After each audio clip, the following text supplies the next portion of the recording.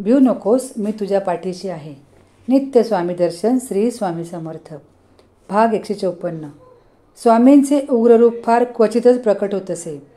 आपल्या सख्या भावाबरोबर संबंध ठेवणाऱ्या अनैतिक कृत्यात रममाण होऊन पतीस फसवणाऱ्या त्या पुण्याच्या स्त्रीला दर्शनाला आलेली पाहून स्वामींनी आपले नृसिंह अवतारातले रूप प्रकट केले होते. दयागन स्वामींनी तिचे भस्म केले नाही इतकेच, स्वामींना त्या लंपट स्त्रीच्या पतीची करुणा वाटली आणि मुख्य म्हणजे तो स्वामींचा भक्त होता म्हणूनच ती स्त्री वाचली होती. स्वामींचे नृसिंह रूप पाहून ती स्त्री आणि तिचा सख्खा भाऊ जरी लटालटा कापत होते तरी तिचा पती स्वामींपुढे हात जोडून शांत उभा होता.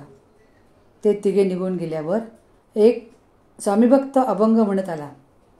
स्वामींनी उग्ररूप धारण केले आहे हे त्याच्या गावीसुद्धा नव्हते. त्या वारकऱ्याचे स्वामींवर निस्सीम प्रेम होते.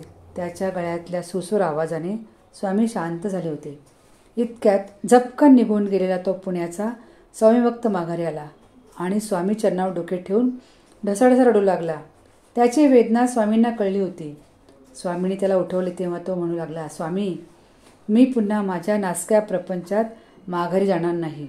मला तुमची चरणसेवा करण्याची संधी द्या आणि तुमच्या सेवेत अखंड राहीन असा मला आशीर्वाद द्या.